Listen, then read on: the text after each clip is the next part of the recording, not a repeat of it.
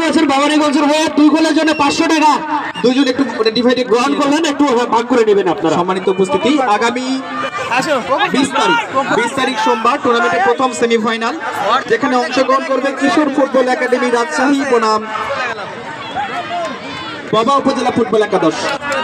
পবা উপজেলা ফুটবল একাদশ বনাম কিশোর ফুটবল একাডেমি রাজশাহীর মধ্যকার সেই চমৎকার সেমিফাইনাল দেখবার জন্য এই ঐতিহ্যবাহী বিলবাড়ি মাঠে আপনাদের সকলকে আমন্ত্রণ জানিয়ে আপনাদের সকলের দীর্ঘায়ু সুস্বাস্থ্য কামনা করে আপনাদের মাঝ থেকে বিদায় নিচ্ছি। আমি এমদাদুল ইসলাম রনি। ভালো থাকবেন, সুস্থ থাকবেন, আল্লাহ হাফিজ।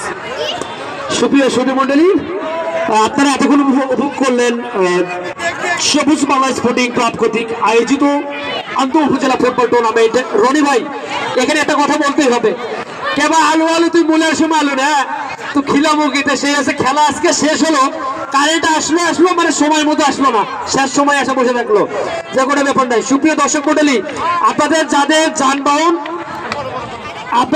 যানবাহন রয়েছে আপনারা ধীরে সুস্থে নিয়ে যাবেন। ব্যান্ডওয়ালা হরিপদ কালীপদ একটু মঞ্চের সামনে আসো, দেখা করবে। ব্যান্ডওয়ালা কালীপদ একটু মঞ্চের সামনে আসো, দেখা করবে।